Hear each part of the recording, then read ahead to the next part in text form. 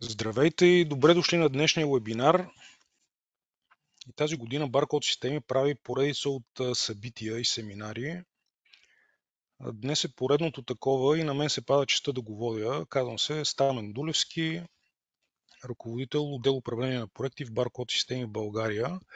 Днес ще си говорим за управлението на материални активи и как да оптимизираме тези процеси посредством софтуерни решения.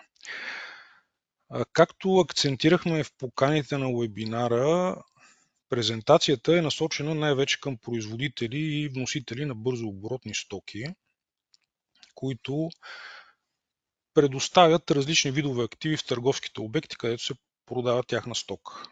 Тоест говорим за FMCG пазара и за предоставени активи в магазини и заведения, които рекламират или помагат да продадем наша стока. Като казвам наша, имам предвид, че на много места в презентацията може да говоря от първо лице множествено число, т.е. и аз влизам в ролята на производител. От сега казвам, ако възникнат въпроси по време на вебинара, най-добре да ги зададете в секцията за въпроси, едно квадратно балонче горе вдясно с въпросителна и накрая ще се постарая да ви отговоря. По време на презентацията не изключвам да задам и някои въпроси. Разбира се, ако получа правилен отговор, първи отговор ще бъде възнаграден от мен, така че слушайте и гледайте внимателно. Следващ слайд, моля. Така, ще започна с класификацията на активи. Има много видове материални активи, но днес говорим за такива, които се предоставят на търговски обекти от производители или вносители на бързооборотни стоки, казахме. И те се делят така в две големи направления. Рекламни материали и дълготрайни материални активи. Така, това разделение е най-вече според тяхната стойност и продължителност на жизнения им цикъл. Рекламните материали съм чувал да ги наричат с така различни термини още. Някои клиенти ги наричат краткотрайни материални активи. Много често се използва термина POSM, Point of Sale Materials. Също и POPM, Point of Purchase Materials, което от бизнес гледна точка е малко по-различно, но да кажем от наша гледна точка за управлението им посредством софтуерни решения, можем да ги причислим към първата група. На днешната презентация приоритетно ще обърнем внимание на втората група, дълготрайните активи. Следващ слайд. Разполагат се в заведения и магазини, въпросните рекламни активи. Преден слайд, извинявам се. Преден слайд, да, благодаря. Рекламните материали се разполагат в магазини и заведения и имат рекламна цел.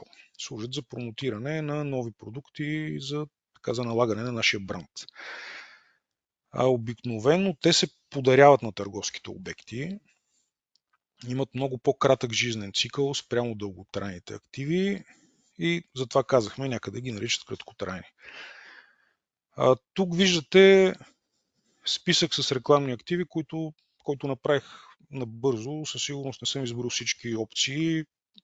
Фирмите, които произвеждат такива рекламни продукти, са много прогресивни и иновативни и портфолиото им непрекъснато се увеличава. Минавам към дълготрайните материални активи. Следващ слайд. Те се разполагат също в заведения и магазини, но за разлика от краткотрайните активи или рекламните материали, имат много по-дълъг жизнен цикъл, имат по-висока стойност и затова при тях всеки отделен актив е обект на договаряне и последващ контрол и проследяване. Говорим най-вече за хладилници, чадъри, тенти, стелажи, различни уреди и наливни инсталации. Обикновено те се предоставят на търговските обекти в рамките на някакво търговско споразумение или договор, като търговски обект се ангажира, разбира се, да продава продукти от този бранд в замяна на ползване на активите. Дълготрайните материални активи от една страна имат рекламна цел. Те са брандирани и показват нашето лого. но някои от тях представляват и задължително средство за продажба на наш продукт. Тоест уреди, които подават или дозират наш продукт, или пък произвеждат продукт с участието на наш продукт. Например, кафе-машини, инсталации за вода, инсталации за наливна бира и така нататък. Следващ слайд. В следващите минути ще разгледаме какви процеси, свързани с дълготрайните материални активи, казахме, това е акцента днеска, можем да управляваме посредством софтуерни инструменти. Приемаме, казахме, че ние сме вносител или производител на бързо оборотни стоки и ще извършваме различни дейности, касаещи активите. Ще видите скриншоти от различни наши разработки за управление на активи, които обикновено са част от внедрени от нас системи за мобилна търговска дейност или мерчендайзинг. Тоест софтуерните инструменти, които ще представя, не са, как да кажа, стендалон решения, независими инструменти, а са част от по-комплексни информационни системи. Следващ слайд. Така, преди софтуера обаче ще кажем няколко думи за етикирането. То е задължителен пререквизит, когато говорим за съвременно управление на материални активи, тъй като обикновено говорим за скъп инвентар, функционалността за управлението на активи трябва да не позволява въвеждането на грешна информация. Затова най-добрият вариант е активите да се сканират с мобилно устройство, било то при инвентаризация, било то при преместване от един обект в друг обект. За целта е необходимо етикиране с уникален баркод на всеки актив, който обикновено е неговият сериен или инвентарен номер. Не е невъзможно етикетът да съдържи повече от един баркод, ако се налага по някаква причина. При последващи действия от страна на търговеца, т.е. казахме какви са възможните действия, инвентаризация или преместване, този баркод се сканира така, че да се гарантира бързо и правилно разпознаване от мобилното устройство. Всъщност това са двете основни предимства на етикета: скорост на разпознаване и коректност на разпознаване. Тук няма да навлизам в подробности какъв размер да е етикета, какво баркод кодиране да има, от какъв материал да е изработен етикета, така че да е устойчив на външни условия, какъв принтер да използвате. Знаете, че нашата компания има опит и експертиза в такъв тип решения. Ако имате интерес, може да получите своевременна консултация от наши колеги по темата за правилното етикиране на материални активи. Така че минаваме на следващия слайд. След като сме етикирали активите, вече можем да правим различни неща с тях. Инвентаризацията е първият основен процес, на който ще обърнем внимание. Клик прави се периодично. Така че ние като предоставящи това оборудване на пазара да имаме актуална информация за местонахождението му. Извършва се с мобилно устройство от търговски представител. Той избира обект от неговата търговска зона и вътре вижда списък с активите в обекта. Всъщност това е скриншотчето, което в момента виждате. Списък с активите и от бутончето горе вдясно с баркода, всъщност той има възможност да сканира инвентарния номер на актива. Всъщност това представлява инвентаризацията и съответно този актив се оцветява като успешно намерен. В случая горния, зеления е намерения или инвентаризирания актив. Идеалният вариант е, ако актива се води в обекта и го инвентаризираме, тогава всичко е наред. Но често се случват и различни изключения, които софтуерът трябва да предвиди. Ако актива се води в обекта, а физически го няма там, или пък обратното, ако не се води в обекта, пък бъде намерен там, вместо в друг обект. Това е често срещано в търговски обекти, които са към една верига или имат един общ собственик. Понякога там се правят вътрешни миграции на хладилници и стелажи. И в такива случаи търговец трябва да потвърди в софтуерното решение, че инвентаризира актива в новия обект, което води до, разбира се, до автоматичното му изтриване от досегашното му местоположение. Клик за улеснение на търговците в мобилното приложение може да има справка кои активи са неинвентаризирани през последните 2 или 3 месеца, така че да го насочат той да предприеме съответните действия, т.е. намирането на активите, инвентаризирането им, евентуално преместването, ако не са на правилните места. Разбира се, всички инвентаризирани активи от търговците могат да се виждат от мениджмънта в бек-офис справки. Клик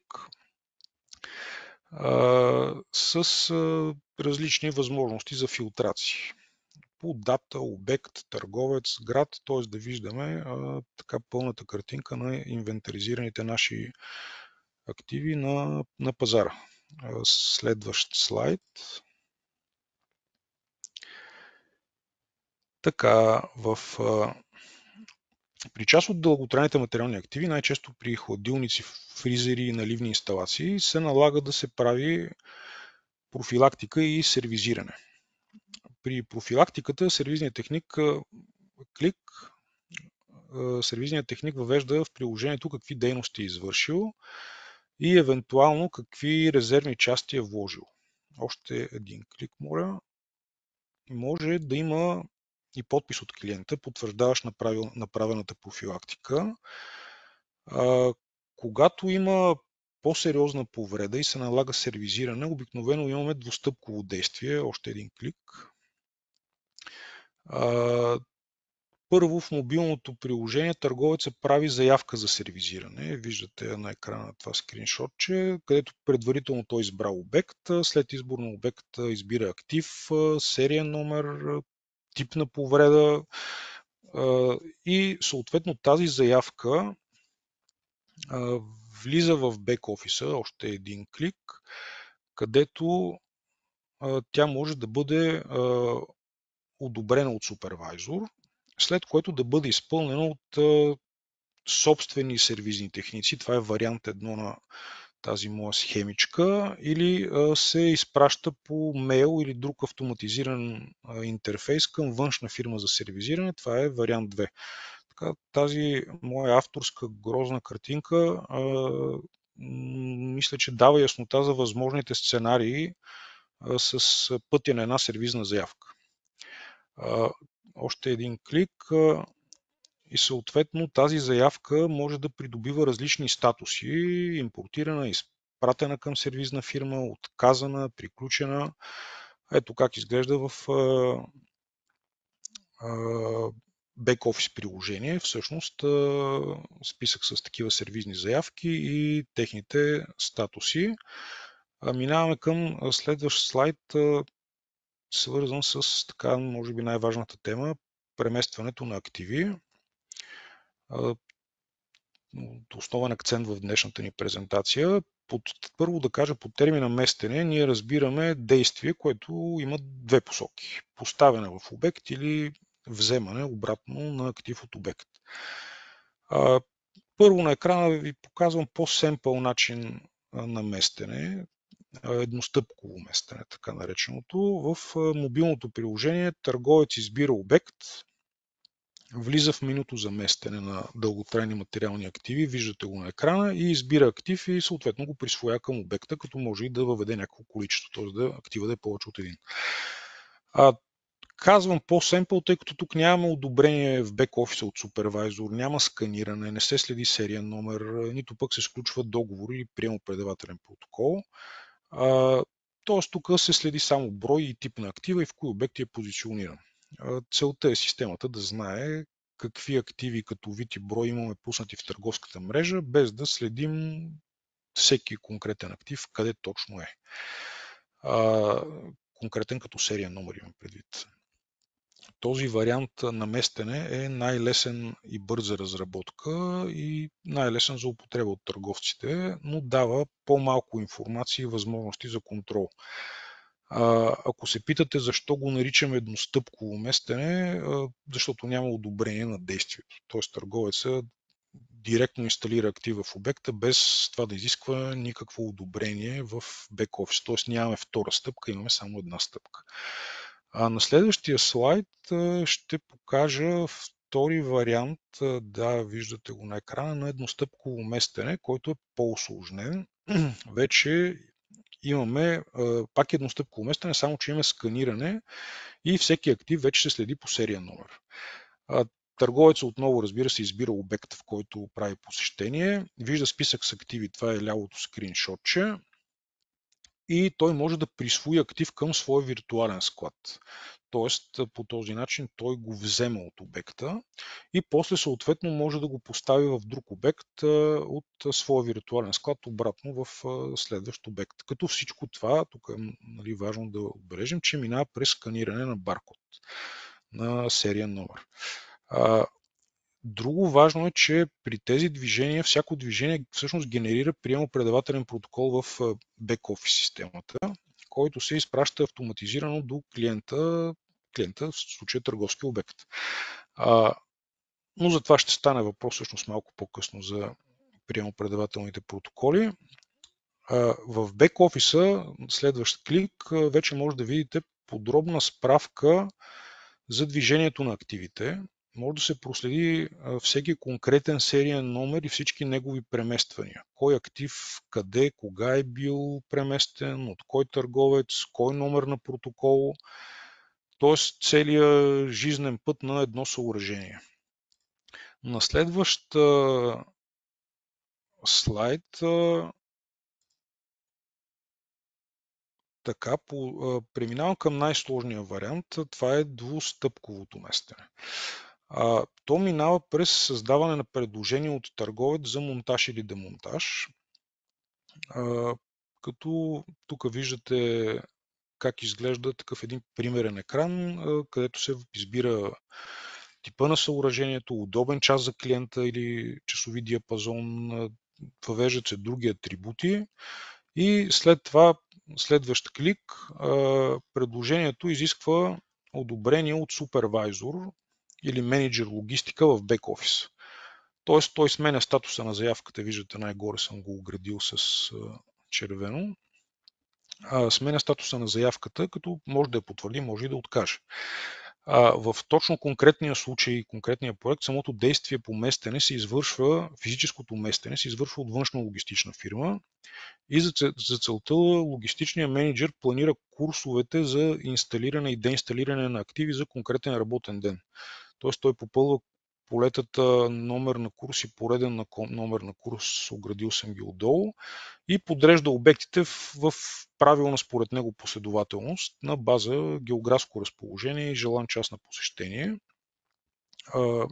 Може да огледа планирания курс на карта следващ клик, така че да и дали последователността, която той е създал, е правилна и евентуално да я коригира. И следващ клик може накрая да генерира протокол за нуждите на фирмата изпълнител. Казахме външна фирма, която всъщност ще извърши самите местения. Протокол съдържа данните за активите, за обектите, адресите, последователността на посещения.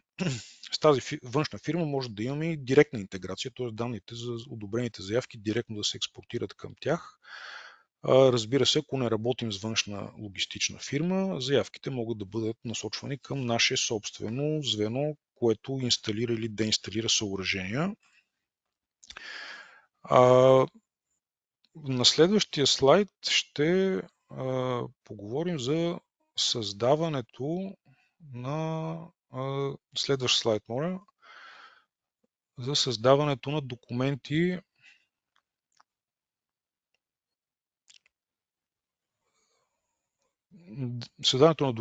при предоставяне на активи.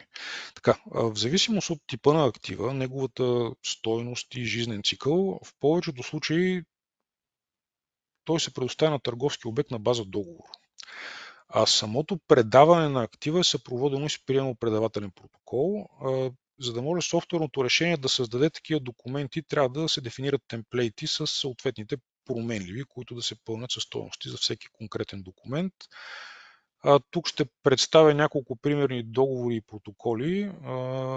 Просто да покажа, че те могат да бъдат и много сложни и тяхното автоматично генериране спестява наистина много време и административен труд, както естествено и човешки ресурс. Това са само част от документите.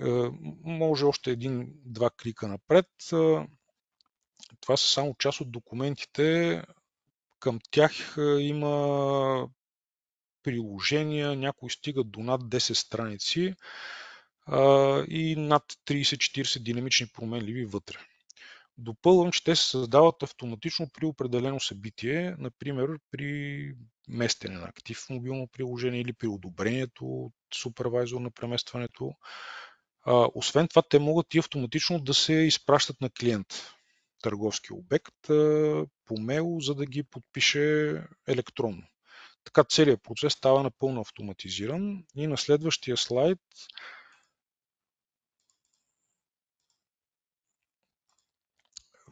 показвам, че вече имам една такава интеграция с платформа за електронно подписване на договори. След финалното одобрение на договор, да кажем от търговски директор, той се изпраща автоматично към клиент. Казахме, клиентът е търговски обект по имейл. Това на екрана всъщност е такъв подканващ имейл, но с мои тестови данни, който кани управителя на обекта да подпише протокола или договора в сайт за електронно подписване. Следващ клик, като му изпраща еднократна парола за вход като SMS. Това е всъщност скриншотче на такъв SMS, с което всъщност той достъпва сайта за електронно подписване. Вътре самото подписване е реално 2 клика. И финално следващ клик, финално така изглежда подписания договор или приемо-предавателен протокол, зависи от типа на документа, с няколко видими атрибута на подписа. Всъщност ние дефинираме кои ще са тези атрибути, когато правим такава интеграция и съответно те се записват в PDF-а, който всъщност става един абсолютно легален документ.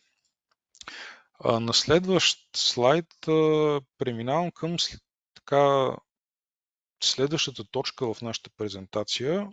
Приемаме, че вече сме предоставили активи на нашите клиенти. В тях има позиционирана наша стока. Такива активи са различни стелажи или хладилни витрини, които всъщност са в които ние излагаме и продаваме наша стока. Ако искаме да придобием представа за представянето на нашите брандове, пък и на конкуренцията, от гледна точка на дистрибуция, дял от излагане, цени, правилно подреждане, ще очакваме от нашите търговски представители да направят различни проверки на разположените продукти в нашите активи. И имаме различни разработки в тази посока, визирам мерчендайзингови проверки. Сега ще обърна внимание на някои от тях в следващия слайд. Започвам с планограмите. Проверката по планограма изисква дефинирането на конкретно графично изображение или снимка за желаната подредба на наши артикули на стелаж или витрина в определен тип търговски обекти. На този скриншот всъщност виждате как се дефинират планограми. В лявата част имаме номенклатура с типове обекти. В случая е според квадратурата, но може да имаме и най-различна друга типизация. Отдясно се избира коя планограма, в случая с чипсове, към кой тип на обект ще увържем. Това изображение, следващ клик, трябва да се зареди в мобилното приложение на търговеца, когато прави посещение в такъв тип обект. Т.е. ако търговец прави посещение, да кажем, в Малка бакалия в регион Сливен, на екрана му трябва да излезе точно тази планограма, адресирана до точно този тип магазини и в този регион. Освен снимка, видима на екрана на мобилното устройство на търговеца, може към планограмата да има и кратка анкета, която той да попълни. Дори в анкетата да е включено и възможността за правене на снимка на реално подредения стелаж в обекта, така че да се види резултата от неговата работа. всъщност всички действия на търговеца, включително снимките, които прави, стават видими за мениджмънта, след като той попълни данните в мобилното приложение и ги отчете към сървъра и те съответно стават видими в различни бек-офис справки. На следващ слайд продължавам с проверките на артикули в стелажи и хладилни витрини.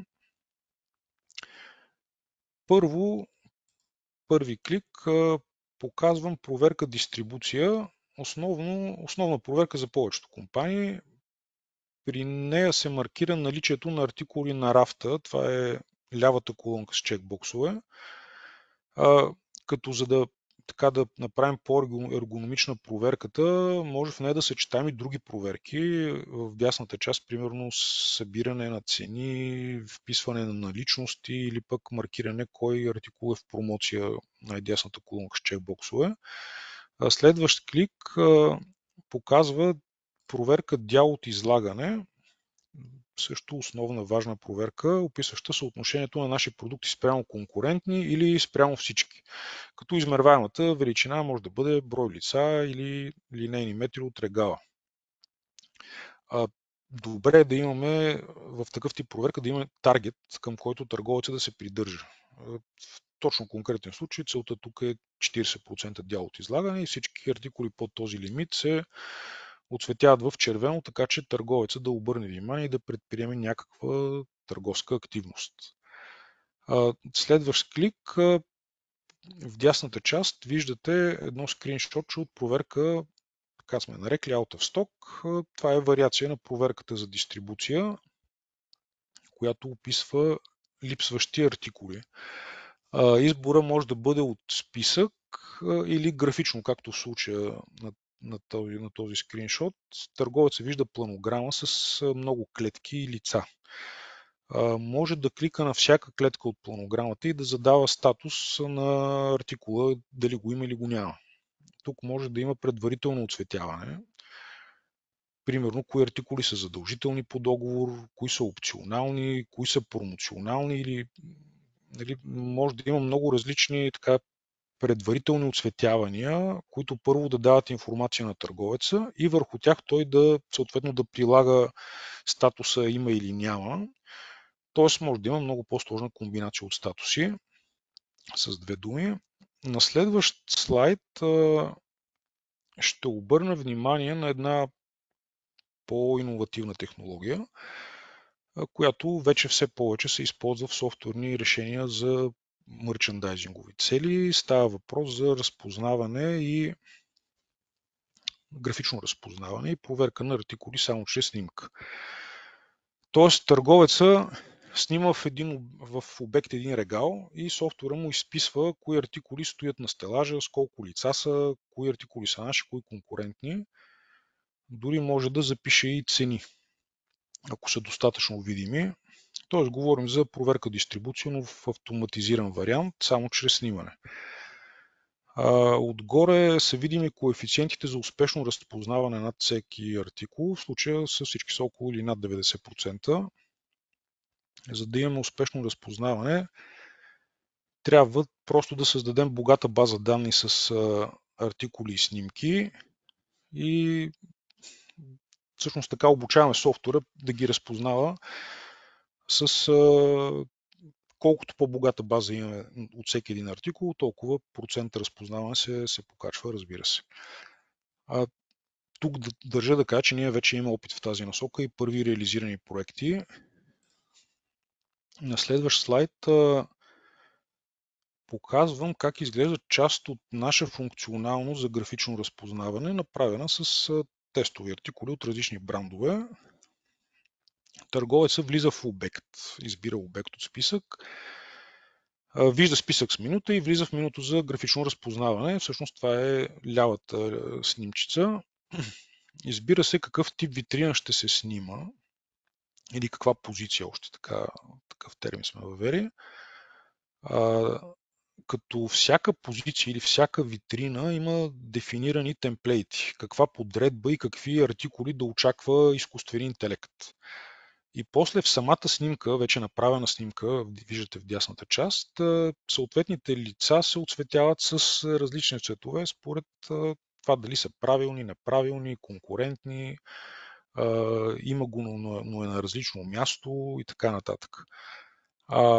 При определени събития може да излиза и съобщение, в случая долу вляво, не знам дали се вижда на снимката, пише пропусната категория, т.е. може да има и някаква текстова подсказка за търговеца, когато се появи празно лице или конкурентен артикул в наш телаж и така нататък. Данните за всяка проверка се изпращат към сървъра и могат да бъдат консолидирани или анализирани от мениджмънта. Например, да се анализира кои са най-липсващите лица в всички бензиностанции, примерно за определен период от време, или кои са най-често срещаните конкурентни продукти в витрините в големи супермаркети от регион София и в кои обекти или при кои търговци има най-много липсващи лица или най-малко липсващи лица. Тоест на база консолидиране на тези данни може да имаме сравнително богата статистика за това какво се случва в витрините на пазара, свързано с информация, свързана и с наши, и с конкурентни продукти. Всъщност тук, на това място, ще си позволя да ви задам въпрос и после ще гледам дали как сте отговорили. Ще се радвам да наградя някой за правилен отговор. Та въпросът ми е следния. Приеме, че ние сме търговец, стоим пред една хладилна витрина. Какви са възможните пречки и проблеми при снимане, т.е. да имаме качествена снимка, която да служи за разпознаване на продукти и съответно как тези пречки могат да се избегнат от търговец. Нали, отварям скоба, че приеме, че витрината говорим за хладилна витрина, приеме, че тя е пълна с наша стока, т.е. Нали, отпада проблема да липсва наша стока и приеме, че нали, търговски обект се е съгласил да снимаме, т.е. нямаме някакъв организационен проблем. Дали, но какви други казуси могат да възникнат, които да попречат на правилното разпознаване, визуално разпознаване и съответно какво търговеца може да предприеме, за да неутрализира такъв тип проблем или пречка. Ако искате, ползвайте секцията за въпроси и там може да сложите отговори според вас. Всъщност то има повече от един възможен отговор. После ще ги огледам и ще взема решение кой се доближава най-много до истината. Минавам на следващ слайд. Връщам се вече сме към края на презентацията. Връщам се отново към видовете активи. До сега говорихме за дълготрайните материални активи. Сега ще отделя един слайд и на рекламните материали. Това обикновено са артикули с нулева цена, клик, за които търговеца може да направи поръчка при посещение в обект, която да бъде доставена от наш шофьор или от дистрибутор. Така изглежда екрана за поръчка за рекламни материали. Виждаме списък с тях. При избор в списъка може да се търси с скролиране, с филтриране, минаване през групи, подгрупи на рекламните материали. Вижда се долу вдясно складовата наличност на рекламния материал и до нея съответно търговецът може да въведе и количество, което поръчва. Доставката на рекламните материали има два варианта да се осъществи. Един е през дистрибутор, друг вариант е ние нашата компания сами да извърши тази логистика. Ако минава през дистрибутор, на края на поръчката търговеца избира и съответно кой дистрибутор ще достави, тъй като е възможно, се предполага един обект да бъде зареждан от един дистрибутор, търговец избира кой дистрибутор да бъде доставящия съответната поръчка. И след това тя автоматично се изпраща към дистрибутора по мейл обикновено или по някакъв друг автоматизиран интерфейс. И следващ клик, така изглежда справката за рекламни материали в бек-офиса с хедери и редове по поръчките. накрая, следващ клик, в заключение искам да кажа, че функционалностите и софтуерните инструменти, които представих днес, са част от нашите решения за мобилна търговска дейност и мерчендайзинг, MobiSeller и MobiAsk, които ги развиваме вече над 20 години и за които сме говорили много на минали събития и най-вероятно ще продължават да са акценти в следващи наши презентации. С това почти приключвам днешния вебинар. Благодаря за вниманието. Ще се наградим с участниците с отговорите. На всички останали благодаря за присъствието ви днес и ви очакваме на следващи наши вебинари и семинари и други събития.